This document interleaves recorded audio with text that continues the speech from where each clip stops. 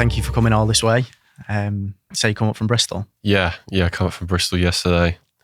Long way, thank you. It's all right. The M6 was kind to me yesterday. Sundays will be all right on Sundays, won't it? Well, now they finish all the roadworks. Around Stafford, was it? Yeah, now it's Smart Motorway. Although that's I don't know who came up with that annoying. name because it's not smart. It's terrible. Well, it's not. worse. Lots of people have died from that. It's Really? terrible. Yeah. What a lovely start to the podcast. But yeah, it was a lot easier coming up than I thought. Quicker to get from Bristol than it was for me to go and watch Tottenham lose up in London. I got to go up there and that's 3.5 Tottenham hours. fan? Yeah. Oh, I'm really sorry about that. Oh, it's been pretty cruel lately. Well, you're guaranteed 3 points off my lot every season. City. I don't know how you do it every year. You beat us. I don't know. It's always a good fixture though. It's For a good you? game. No, but it's a good game. It's end to For end. you, not for me. You beat us every season. I saw something yesterday. You got beat yesterday, didn't you? 2-1. Yeah, there was some questionable VAR decisions there, wasn't there? As there Although I don't want always the FA watching this and calling us out. Yeah, I was, before we go into the business stuff, I was watching, who was I watching? It was the Arsenal game yesterday.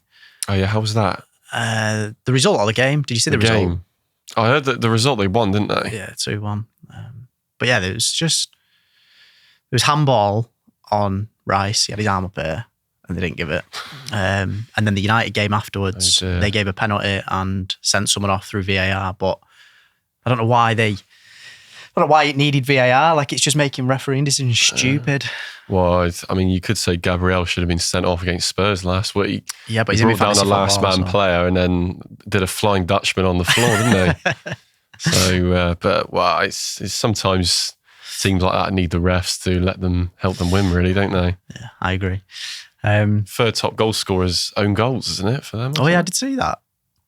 But yeah, maybe we'll do another podcast. One of my other things about doing podcasts, I'd love to do a fantasy football podcast. Oh yeah? Yeah. My score's terrible. I gave I'm up doing on well it. this season. Best I've done. Really? I have about 32,000 in the world. Wow, that's pretty high. I tell my missus that and she's got no interest. I'm like, do you not know how good that is? She's like, I think I give her the ick of it. But, so yeah, thank you for coming all the way up. You run a property management business, is it? Yeah, that's right. It's basically a letting agency, but I don't like calling it that because I don't like being associated with high street agents. Mm-hmm. Why? I just feel that they don't do a proper job of what they're supposed to do. I don't like their fees being so high. I don't like them charging for renewal fees and things like that. I had one lady approach me late last year who was quoted by one of them, I think it was over £500 just to renew the contract on a 1-bed flat in Bristol, Right. which is just obscene when it's just a tick on the paperwork. So yeah, I just don't agree with that really. I just think it's bad. I didn't know that they charge for renewals. Yeah, so a lot of high street agents charge for renewals and that's a big money maker for them. Really? Outside, and that's why they can get away with dropping their management fee to maybe 7-8% plus VAT. But they make all their fees off charging 10% here for a contractor or a renewal fee or a check-in and check-out fee. And all of a sudden, you could have a legitimate agency charging 10% flat rate, doesn't charge for check-in and check-outs, no renewal fees. And you could save hundreds by going with them each year on a portfolio, if not more. But people still choose those high street agents because they just don't look online really for something alternative out there. Yeah, I've never done. I've never rented a property via a managing agent because because I'm tight, so I'd rather self-manage. Yeah, and that's all well and good until you get a problem, and then it's like, we should outsource this. It's the Tuesday nights when it's 8 o'clock. Tap's leaking. If you got kids, your kids are in bed. You got a tenant calling you. You're with the missus on the sofa. You're just relaxing, and then you're thinking, should just pay, 10% a month on average. And get someone to rescue that for me. Or a Friday night, you're out of your family for dinner and then you get a call. So for me, I think is getting to that point where people are starting to review that. I've noticed a big shift in people looking towards independent agencies generally, just because they want a more personal experience with that, one point of contact.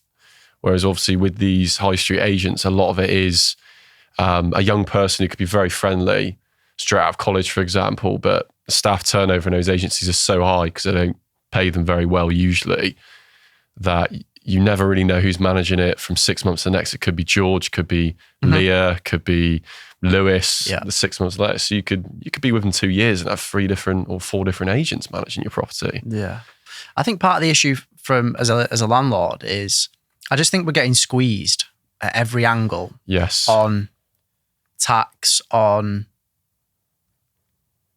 compliance. I know I run a compliance business, but that's why I'm on that side of the coin, because I know people need it and people are getting squeezed on that side from a landlord's perspective. I think that landlords are trying to be as cautious as possible with things like managing fees, because they obviously want to retain that 10%. If you're renting something for £1,000 a month, you want to keep your £100, right? If you're not going to be making much anyway. How are you seeing that from landlords? I would say obviously the tax is a big issue. There's still a lot of landlords who are paying Section 24 tax, obviously, because they got it in personal name, and they're at the point now where they got a few, and then it's expensive to convert it then to limited company. So that's a big issue. Just for the listeners who don't maybe know what Section 24 is, do you want to explain what that is? Yeah, so Section 24 tax was brought in by, I believe, George Osborne under Conservative government. And this is a tax that prevents you from offsetting your mortgage interest against your tax bill. And a lot of landlords going up to this point always have things in personal name. And then there's a big shift across to limited company where you don't get affected by that.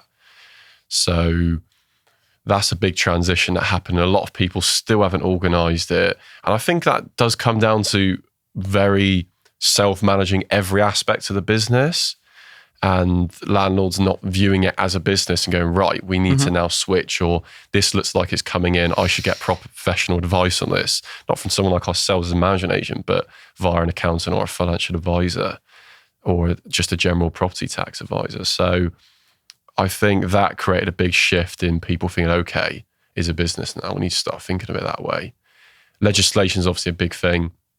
That's got stricter over the last few years. Obviously, the big thing was when deposits came in and there was a lot of noise about that. That's obviously a great thing because it keeps it protected. And personally with us, we keep ours with the organisation rather than having it in our own account, because I'd rather just not have it under our system with a lot of money in there. So that's the best way of doing it. And I believe, like I was saying a minute ago about the independent agents, I think a lot of landlords are now thinking, you know, I had this portfolio with this well-known high street agent. I don't know who's managing it. I go in there, it's very used car salesman approach with the sleek suits and all this business. And now I believe they want, I'm not going to say American experience, but you know how obviously it's big to have independent estate agents with like EXP and things like that. Yeah. And it's very personal. You're almost getting that thing in the UK, isn't it? Yeah, you're almost getting that more now with the letting side as well. We're having one point of contact or maybe 2 or 3 max.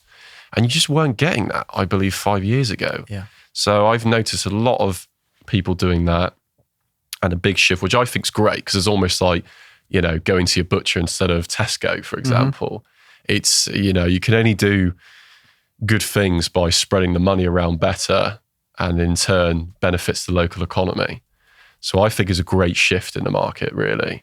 But I believe it is now for landlords to really start looking at getting an agent in with the renters' rights bill coming in, but also because they're just not getting the value anymore from these high street agents. I think their time is going.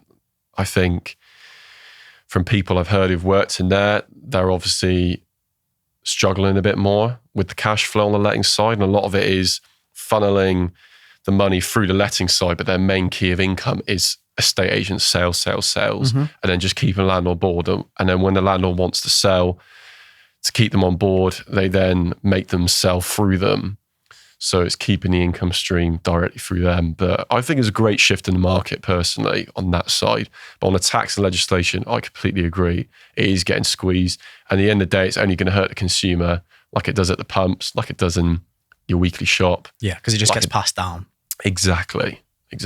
I think one of the benefits of kind of that whole, I'll call it an exodus of old school landlords, is that I do believe that comes with a level of professionalism. I think that I think anyone that's in the sector will have been into these buy-to-lets that have maybe not been touched or not maintained as well as they should be over however long. They've not increased the rents in line with inflation or whatever. Section 24 came in and they're now like, well, I'm making no money. I can't increase the rent by 100%. So now I'm left with a property that isn't covering my mortgage, especially when the interest rates rose and they refinanced. That now their rent isn't covering that. I see an exodus of those types of properties in the market now. And I actually think that's a great opportunity as well, by the way, for people like me that is looking to buy more property. I got a property last year for 34 grand. There was a landlord that had left his property into disrepair. Council had put a, what do you call it? Like, I think a council enforcement notice on it. Okay. So I purchased it with that, got all the enforcement notices removed by doing the work that needed to be done, and we're refinancing now for 100 grand. Brilliant. So I think they're the type of opportunities for people that are listening to this and kind of have got the doom and gloom. I still think, huge opportunities out there because those landlords are going to be exiting the market.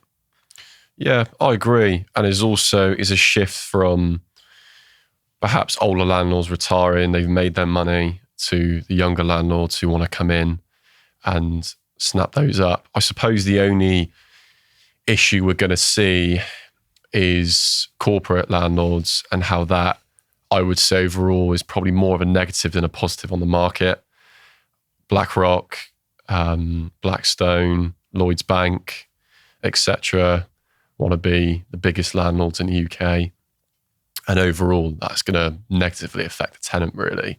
So although obviously you get a lot of negative campaigning towards landlords, and there is a lot of slum landlords out there. We don't personally work with any, but there are here and there. But I believe overall, unless we have a shift towards positivity towards landlords who do get repairs done and do look after their tenants and make sure it's nice and clean and a safe place for them to live and enjoy, then we're going to have more corporate landlords, which I believe will be highly negative for the UK property market. Yeah.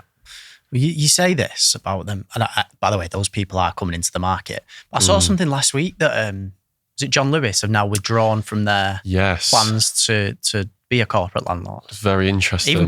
Even John Lewis are thinking it's harder than it looks.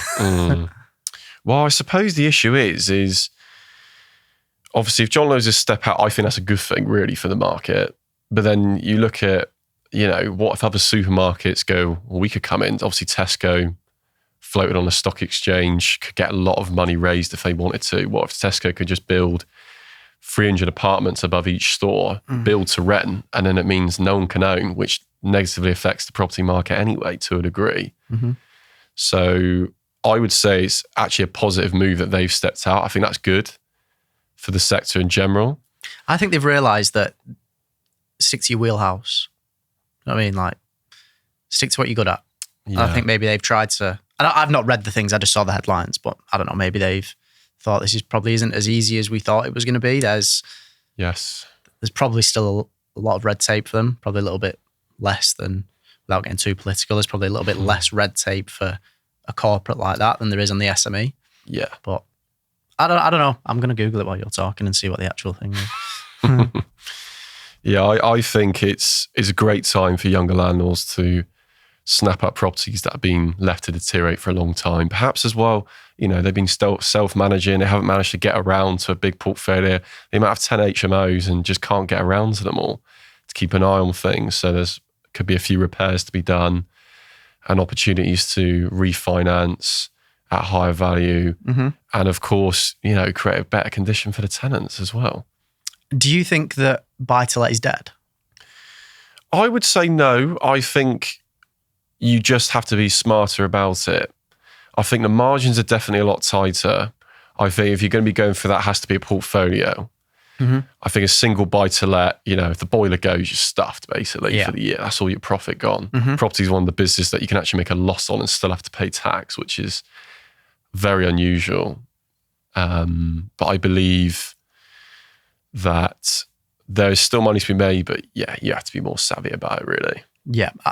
I personally, I don't think, unless you're, like you say, unless you're going to start, for me, there's two ways property works. At scale, so if you're looking at 10 buy-to-lets or more. Or if you're doing it very vanilla in conjunction with active income. So if you've got a business that's earning X amount and you're just kind of 25% down, stress-free, that's stress-free in quotation marks, and leave that. I think that can work. For me, I've decided to sell all of my residential portfolio that I can pivot into supported living. Okay. So I love the supported living model. That's because I'm busy with my other businesses that I just don't want the stress of dealing with tenants. And then I also don't want to pay the management fee to the point earlier. Of course. Whereas with a supported living, I can just give it to them on a 5-year lease. They deal with the residents. They deal with the maintenance. They deal with management of the resident. And I don't have to deal with it. I just kind of pass it to them on a 5-year lease. Are you seeing landlords pivot into that space or? Yeah, I would say it's a bit more of a buzzword this year. It's obviously been growing generally. I would say last year and the year before, it was all service accommodation, get the tenants out. And now, from what I understand, the tax breaks are being removed this April for serviced accommodation on a few things. So now people are looking, okay, what other options are there out there? And I believe it comes from the worry about the Renters' Rights Bill and the scaremongering that's going on about that. And people are now thinking, oh, okay, well, why don't I go into supported living? Because, you know, from our experience, I've spoken to landlords who have rented through councils, and I haven't had one that's had a positive experience, but equally, there's only been a few I know that have tested it. So I think it depends on the provider, who they're putting in there. But I think it's a great way, especially if you want to, you know, live abroad for a few years straight after and you're a portfolio landlord, or you just want to pivot away and diversify the portfolio. Obviously, a lot of people are worried about student letting because obviously it's getting rid of the 1-year fixed tenancy, which is going to muck it up. And, you know, for the tenants as well, they're 20 years old. They're not going to be knowing how to give notice properly and all this stuff. So it's to prevent a messy situation. I think unless you're going to go to professional HMO letting, I think a lot of people will look at supported living. Yeah, I think something you said there is part of the problem that I see novices getting into supported living do. Yeah. And that's leasing directly to the local authority. For me, everything that I do is leased via an intermediary housing provider who ultimately have the contracts with the local authority or central government. But the reason I do that is because these companies are packaged as CICs or charities or whatever. But they're still run as businesses because the owner still extracts a salary from them.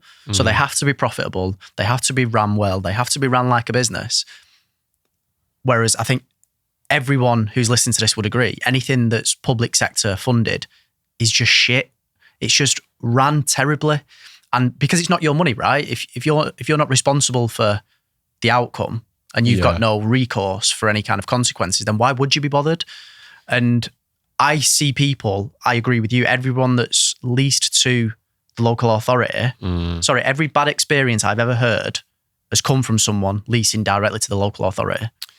Yeah, I agree. It's, you know, I've known landlords who've had their door kicked down in police raids and stuff like that, and getting the money back off the council for things is just, we just haven't been able to, basically. It's a mess. So, and it's about the strength of that contract, though, with the stuff that I do.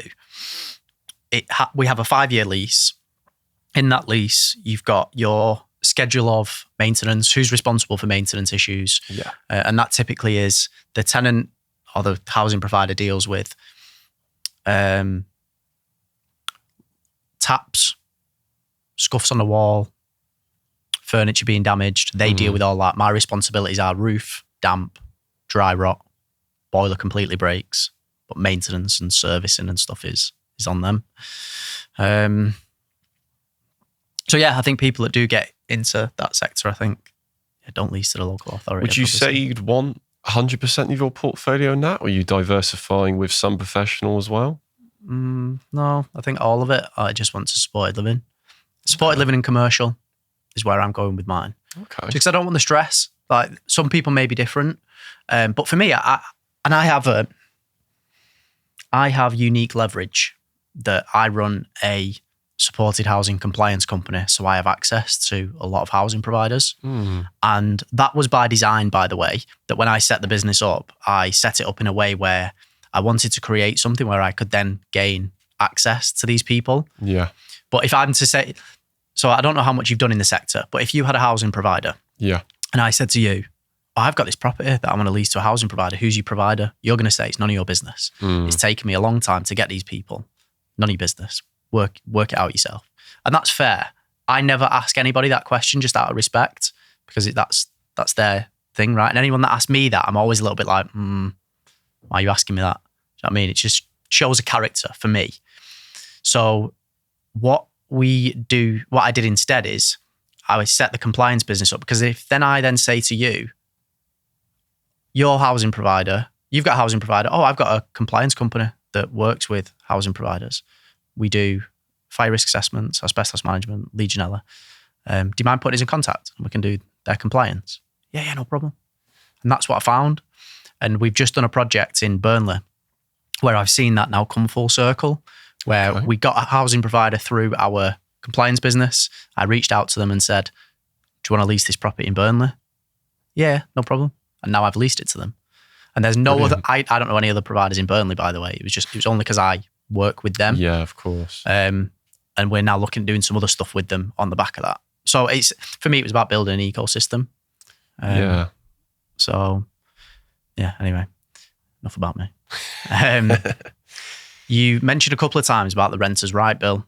Do you want to just give a very high level and basic summary as to what the Renters' Right Bill is?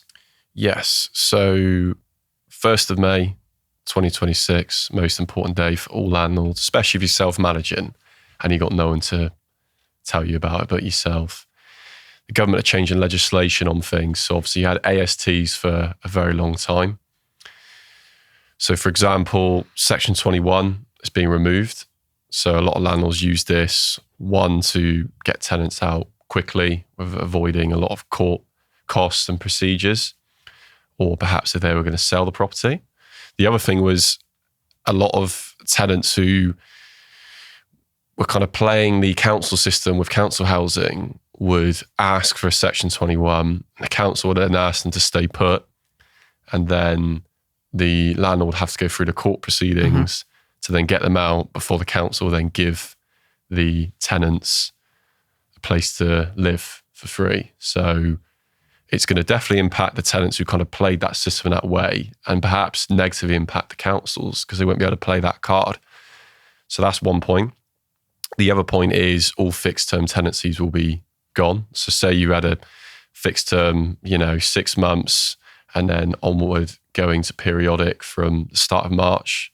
Once it got to that deadline point, it would just automatically go in. It wouldn't just carry on with the next 3 or 4 months on the contract. So that's a big change. And is that a good or a bad thing? I would say for professionals, I don't see a problem.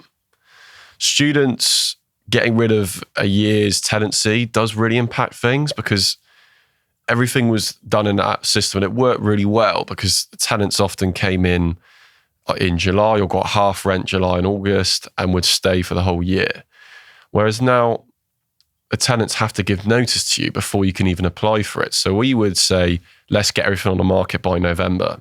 So those early bird tenants, that's students who are on the ball, would want it let and agreed by Jan. Whereas now you just can't do that. So you could have the tenants to go, I don't know, we don't know what we're going to do till March. And then all of a sudden you've marketed it in April, and then you've got to find those tenants for June and July. So it makes it very messy for like high street agents who've got, could have 100 student HMOs for an easy number. They're going to really struggle to organise this around their already quite messy structure of business, because of the size of them and how many staff they've got, and to teach their staff how to do this is going to be very tricky. So I would say for students, it impacts things the most. Also, the fact they have to give notice, you're 20 years old, you're going out, you're having beers, you're concentrating on your work, concentrating having good fun with friends before it all gets serious after uni. And I think that will be the struggle. And then shifting that across to explain to them how it works is going to be tricky. And for self-managing landlords with portfolios who have just about managed without getting management in, I think are going to have to start looking around now. Yeah. The thing I don't like about this whole renters' right bill from the student thing is what you've said. Obviously, with students, you sign the year, right? Yeah. What happens with the dropouts who start in September? Exactly. By November, say, oh, this isn't for me, and drop out. Now that landlord's left with a void for a year. That's the other thing. There's going to be more voids.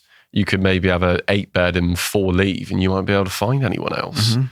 As no one's going to be then dropping. So then it's like, do you mix some professionals in there? But then professionals then have to pay the council tax because obviously students are exempt from that. So they might not be too happy about that. So it can get really messy.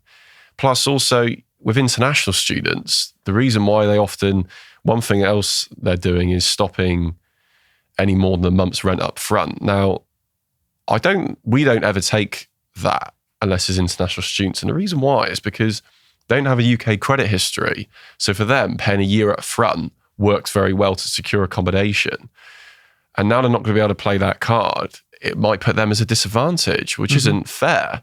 Whether they're overseas students or, whether they're British students is not fair either way. So it's a shame they didn't take on board some of the hints and advice and guidance from the House of Lords to make it more in the middle and reform the student side of things. So that's going to get quite messy. And we're only going to know the true impact of that a year or two into it. And I believe the high street agents are going to be scrambling. I believe they're not going to have enough time to review the portfolios to really give the guidance out to their clients and give them peace of mind, because there's just too much going on in a short window. It's very rushed through from the current Labour government. And I get why they wanted to get on with it, but it's a shame they didn't take on board a bit of advice on the students. I think that's the most disadvantaged side to it. Overall, I agree with it. I think it's good. I think it provides a bit more compliance in an area that was potentially from self-managed landlords a bit, get the gas cert done next month or get the electrical cert done next month. Whereas now you've got to have to be on the ball. Yeah. And also the high street agents who are more negligent, I think that when things start to go wrong, and they will go wrong for some people, portfolios with big high street agents, I believe they will start go, okay, I'll look elsewhere. And then the independents who are more on the ball, more focused and driven to create a better experience of both clients, the tenant and the landlords, because they are both our clients, I believe those firms will do even better, and that will be better for the sector in general and be more positive. Yeah, I think that in general, the renters' right is in general a good, like a lot of things in there are good. Like I don't think you meet many landlords that don't want a tenant that's going to look after their property and stay long term. Yeah. And if a landlord is ever looking to sell their property, that's unprofessional, isn't it? Yeah, I think every landlord that you meet will want someone that's going to stay in their property long term, look after the property. Yeah. And the only reason they would want to get them out is if they're a bad tenant, or they want to sell it for whatever reason, or they want to put a family member in there, or they want to move themselves in because they've just got a divorce or whatever. And I think that's the only thing about the renters' right I don't like, having read it, that it restricts things like that. Yes. So, for example, if you're looking to move back in, I believe it is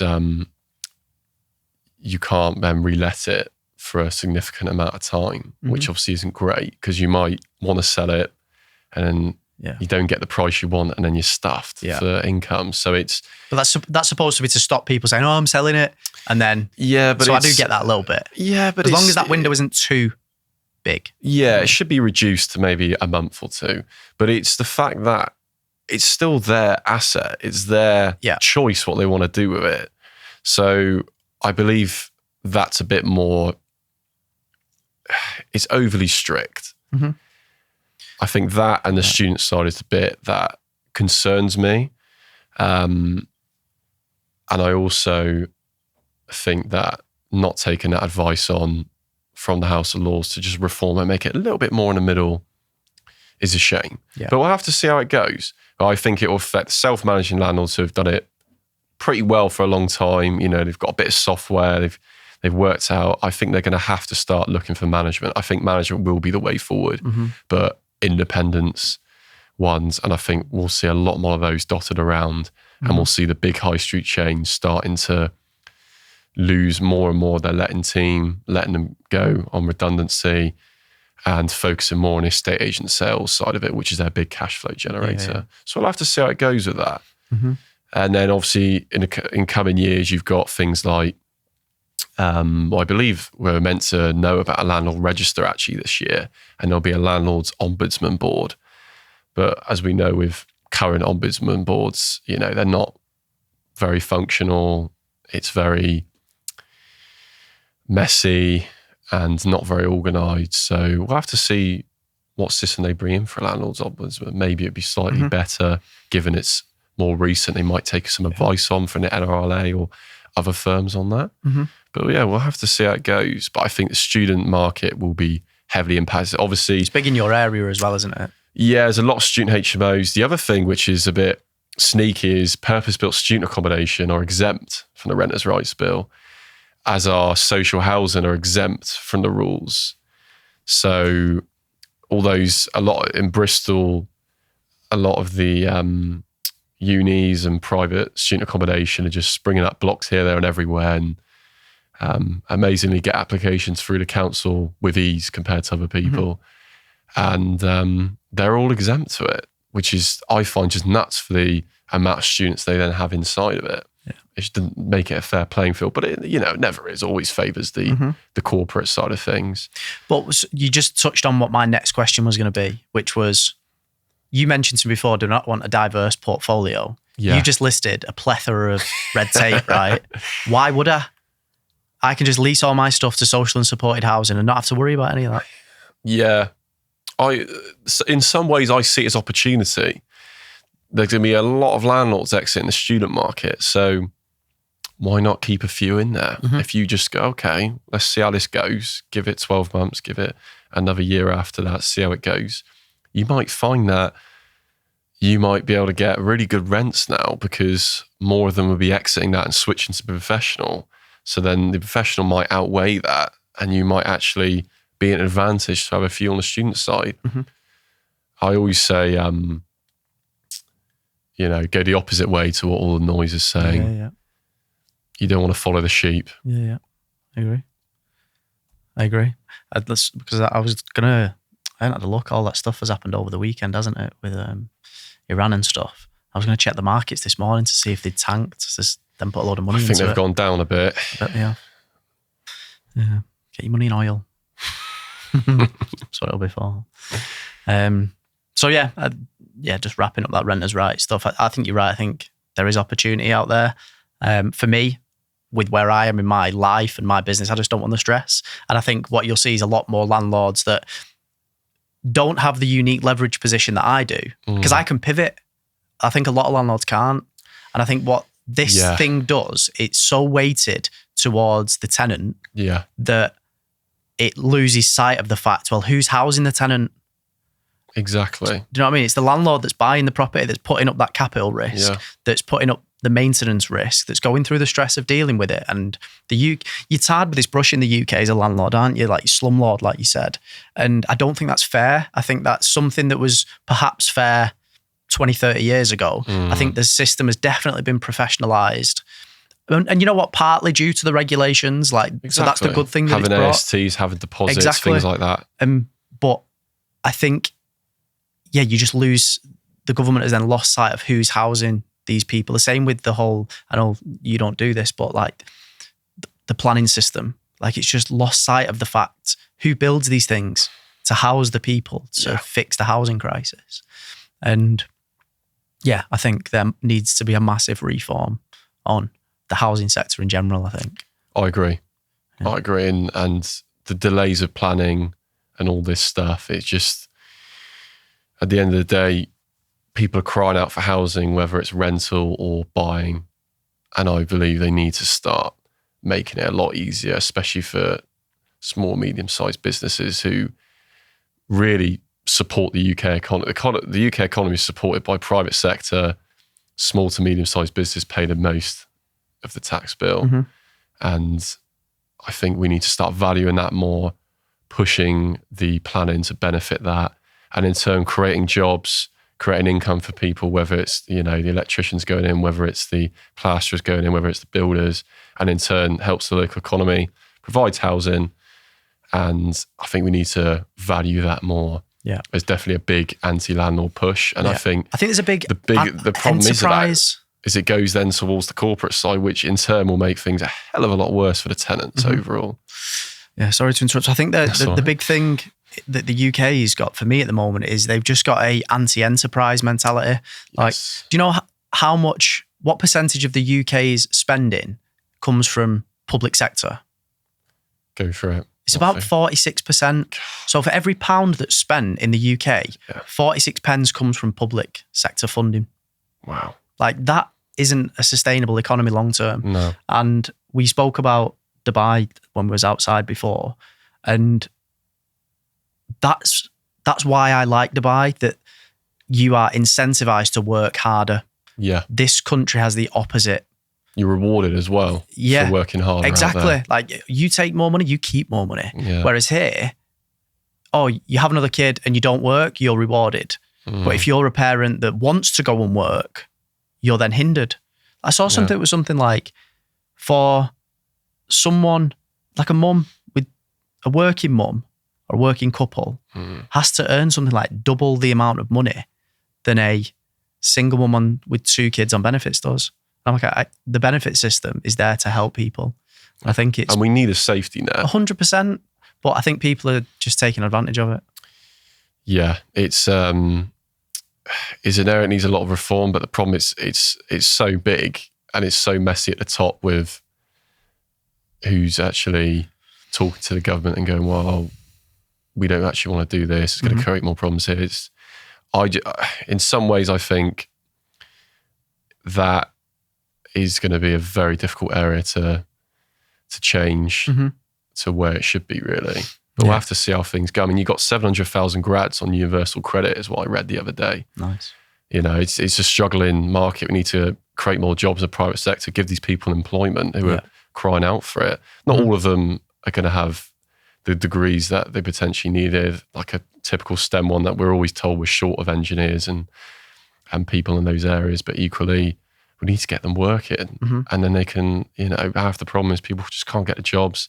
They're working in Costa, working stacking shelves, and they want to have a good income and live somewhere nice and build something for themselves. So. But why can't they get a job? They can't get a job because the government isn't incentivizing people like us to build businesses. I mean, I don't know how much I pay in VAT, 10 grand every quarter, something like that. If I had that money back in my business, that's either money in my bank that I'm then spending in the economy. Yeah. So if I had an extra 40 grand, I could either then hire someone, so I'm creating another job, or I've got 40 grand that I can then spend in the economy somewhere. That might mean I'm getting a bigger house. That might mean I'm getting a nicer car. And I can't fathom it. I can't fathom why the government doesn't incentivize people to work hard. I just don't think this government understands the value of the private sector and how you need them to provide for the public sector to pay them. Yeah. So that's just too high. It needs to be dropped down, maybe not a radical change down to 5 or 10%, but even just bring that down to 15%. And someone gets a extension done and it's 100 grand on their house and you've got an everyday couple who want to do that. 100 grand plus the VAT on top is just nuts. Yeah. 20%. I think it just stops growth because people aren't spending. Yeah. And you need people to spend, not too much, so they're getting a lot of financial problems, but you need to encourage the spending to keep recycling the money because then they're going to hire the builders. The builder's going to buy more materials, to provide labour. They're going to go, right, we need 10 more labourers across our sites. And in turn, it just helps the economy move. So I think that the hospitality sector needs huge reform. I think the VAT should be. Well, do you remember the Eat Out to Help Out? Everyone was going out. 5-10%, whatever it is. Yeah. I read something the other day that for every, why are our pubs dying, people say, right? For a £6 pint, do you know how much a landlord keeps of that?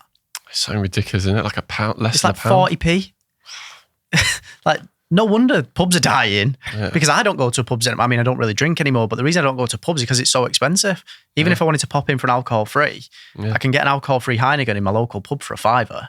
or I can go and get a case of 24 from Costco for 12 quid and just have one at home for 50p.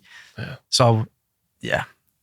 By the way, I did Google that thing before about John Lewis. It cited higher borrowing and building costs than when it first started expanding into residential development in 2020. Building costs are expensive now. Yeah, they have gone up, yeah. And just to wrap up that whole thing, are you into conspiracies? I'm very interested in conspiracies. I like to be open-minded to anything, really. Yeah. My algorithm's got me on loads of things, which we won't go into now. But the conspiracy I'm referring to is, I remember the whole Liz Truss and Kwasi Kwarteng thing. Oh, yeah. Obviously, they have such a bad rep for what they tried to do. And I'm not here to say whether they did or didn't do the right thing or tried to do the right thing. But I listened to a podcast with Kwasi Kwarteng on it. It was on Rob Moore's podcast. Okay. It's a really good listen if you want to go back and do it. He came across really well.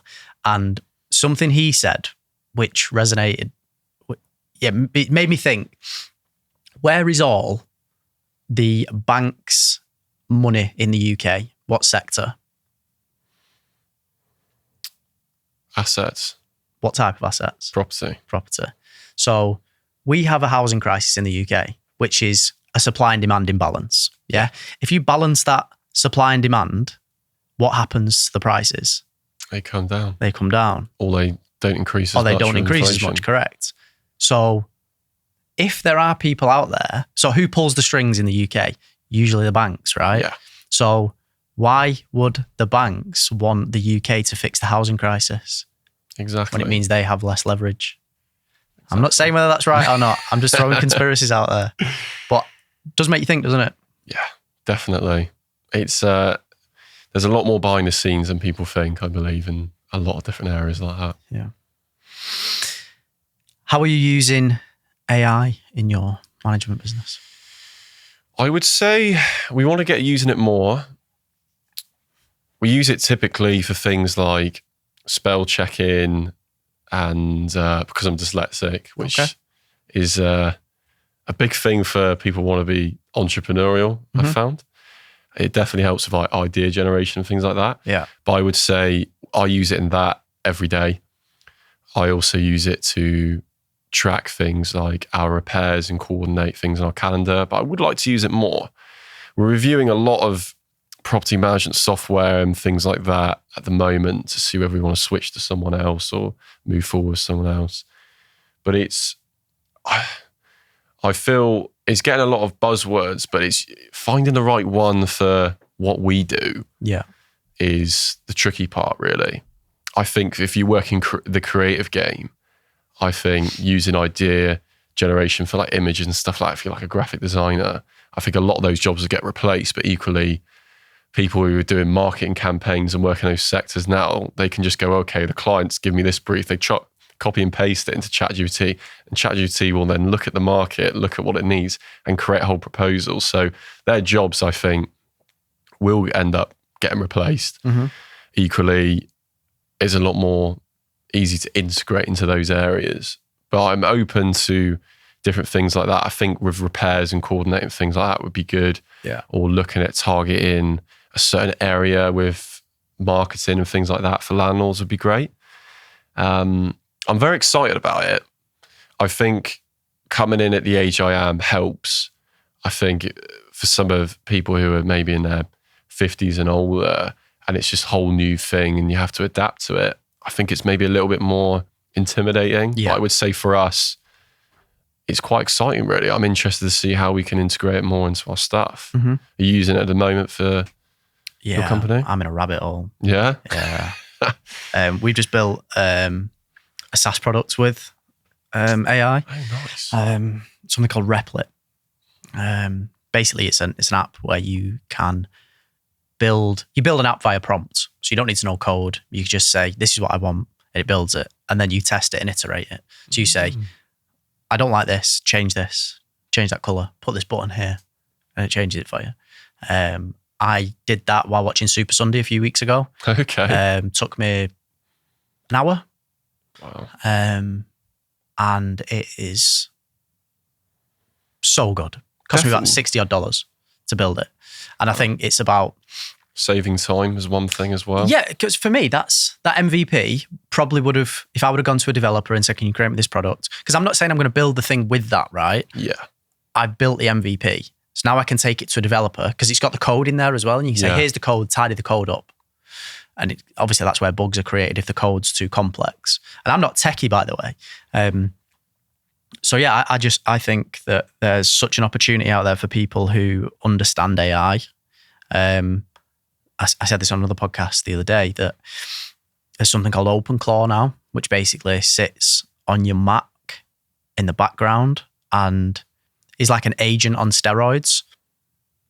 Have you seen all these agents? Like Sintra is one of them. Yeah, I've heard about it. We haven't used that. So basically like a customer service agent or a sales agent or whatever. But OpenClaw basically sits in your device and it does things in the background. I butchered the use case when I talked about it the other day, so I'll do the same again.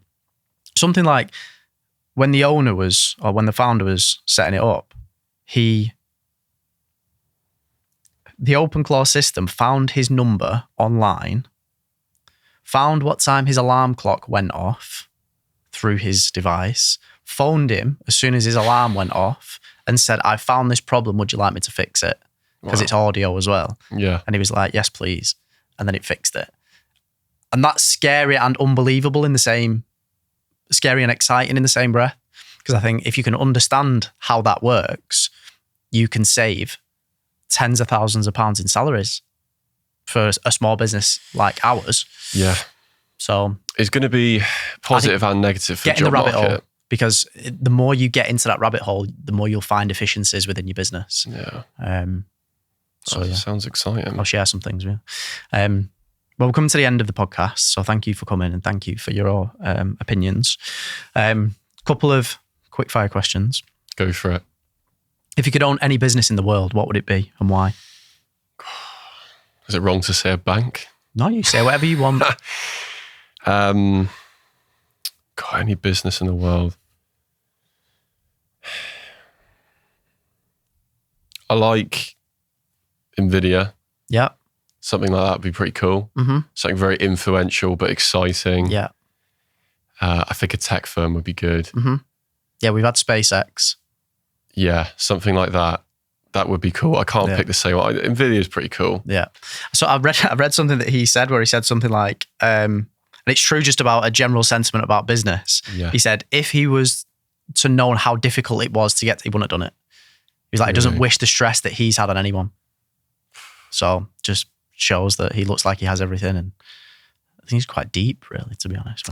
Yeah, well, I've heard him say about being obviously on the shop floor and being in the office 24/7 pretty much. You don't really have a life outside of that. So, the risk comes of obviously the reward for him at the end. But it depends how much time you like to spend on that, whether you value spending time with your family as well and other parts of your life or doing things for your own what do you want? happiness. Have you got a family? What do you want? Do you want a lifestyle business or do you want a monster? Something in between, I think. I suppose for me, the reason why I got into business is because obviously my background's engineering. I don't see a future where I could have a good lifestyle and just have a standard 9-to-5 job. Mm-hmm. I think multiple income streams is the way forward. There's no such thing as file or salary pensions anymore. Tax is very high, living cost is high. With my engineering degree, if I was really lucky, I maybe could have got into a firm near Bristol, like Rolls-Royce, gone into aerospace. I probably could have supported a family of 3 kids, a dog, 2 cars, and a spouse probably wouldn't have to work till about now, even if it's Tesco stacking shelves on an easy 3 days a week. Yeah. Whereas now I believe the only way forward is to own a business or work in finance or tech or sales or have a recruitment firm or something like that. I just don't think we're going to be able to achieve the same lifestyle as our parents' generation did. We had a very good opportunity there. Houses at 8 times most people's salaries. It was 3 times one of their salary. Obviously, interest rates were high back in the 90s, but it's I think it's the only way forward now. Yeah. A lot of people my age, run off to Australia and do all these things, but then, living costs are pretty high out there as well. Yeah. Housing's a global issue. So if depends what you want to do. Yeah. My advice on what you said there is, you said somewhere in the middle. I think that's the worst thing you can do. I think you need to sit, and I've gone through this exercise as well, so I'm speaking from personal experience. I'd sit down and I'd work out what I want my life to look like. And I'd do that with a personal bank account number every month, every year, whatever. Asset goal register. This is what I want every year. I want to add 2 properties to my portfolio every year. Reverse engineer that and go, okay, how big does my business need to be? Because I think there's a thing in business where it's called the messy middle, where you've either got a really good boutique lifestyle business where you're squeezing it for the juice, or you then go through the messy middle where you've got to hire management, your margins drop because you've now got extra overheads to manage all of your extra staff. But then if you come out the other side of that, it's great. But to get to that point is difficult because you've got to go through the messy middle where your personal bank account number drops. That's where I am, to be totally honest. I'm in the messy middle because I've made a decision to push through it and go to the other side of it. But I think people, if they don't consciously make that decision, can be stuck in the messy middle and not know they're in the messy middle. So an exercise I did was what I said. I always, every year, I always do a 1 year and a 5 year org chart. Okay. So I write down what I want my business to look like in 5 years. Me as the CEO, managing director, marketing manager, whatever it is. Do the same for a year. And then you know that every decision you make, you can look at that and go, okay, I need to do that. Because I just hired a marketing manager and I was like, it's another salary. Don't need to do that. And then I looked at my board, I looked at my org chart and I was like, well, if I want to get to that level, I need to. I haven't got a choice. I need to put my big boy pants on. I need to deal with it. And I think just having that foresight and that proactive approach sets good business owners from the best, I think. So have a think about it when you're driving back down. Thank you for that. Conspiracies. Going back to that, are we? Yeah. If you could go back to any period in time, where would you go and why?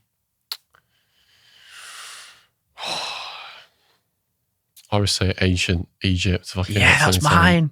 Just because it's so different. Yeah. The language is like nothing we've ever seen. And I would just love to know who actually built it. Who built them? How it's done. Why the Great Pyramid points to true north to the exact degree. It's just too perfect. Yeah. It doesn't... Power plant. It's just... There's nothing else like it, I don't think. Yeah, I agree. What about you? Same. I'd go to, I want to know who built them. It stresses me out that I don't know. I need to know. There's a lot of rabbit holes of that as well. Yeah. The Anunnaki, like I'm down the rabbit hole. My TikTok's got me. Cool. Well, thank you for your time. Thank you for having me. It's been no, thank fun. you. I appreciate it. Why don't you look down the camera and sell yourself? Sell your business. Don't sell yourself. Sell your business. Which camera are we looking at? Whatever one you want. Okay. You don't even have to look down the camera, don't worry. I don't know why I said that. So yeah, tell people where they can find you and how you can help. I run Box Property Management. We're based in Bristol. We cover Bristol, Bath and South Gloss. Our specialism is HMO and block management. We also manage buy-to-lets as well. And for any landlords out there who are self-managing, really worried about the Renters' Rights Bill, please do reach out to us. I'm happy to have a phone call, meet up for a coffee and discuss any concerns you might have. Equally, portfolio landlords who are maybe with letting agencies who want to taste a different flavour of something else out there on the market that they maybe not have considered before, who don't want high turnover of staff, who don't want to be paying these renewal fees, which I think will be difficult to do now with the Renters' Rights Bill coming in, because it kind of entwines their contract with the tenants with their management contract with the landlord. So if there's anyone out there who wants to have a chat about that and wants to learn things from a different perspective and try something new, please reach out to us and get in touch. Nice one. Cheers, Scott. Thank you for coming. Thank you. There's a certain power to keeping things small if you want to do. Yeah, I agree. Like, I used to think you have to aim bigger and go bigger. Build and a monster. 10 million. And, what's the point in being in business if you're not doing that? And because of the past few months I've had with the stress and the pain and the misery, I've gone, actually, there's nothing wrong with someone that goes, I want a lifestyle business. I want something easy, manageable, that doesn't cause me stress, that doesn't cause me pain. The thing that did it for me is Yeah, I've always said I'm doing it for my family. I'm doing it for my family. When you wake up so depressed you don't want to speak to anybody, so stressed that you can't speak to anyone without snapping, you're like, am I doing this to my family? Yeah. Because for the past 5 months I've not even really spoken to them, and when I have, it's been an argument. So who is it for? I say the same thing. It's for my family. Yeah. But I have those days as well where I'm like, is it for my family or is it my ego?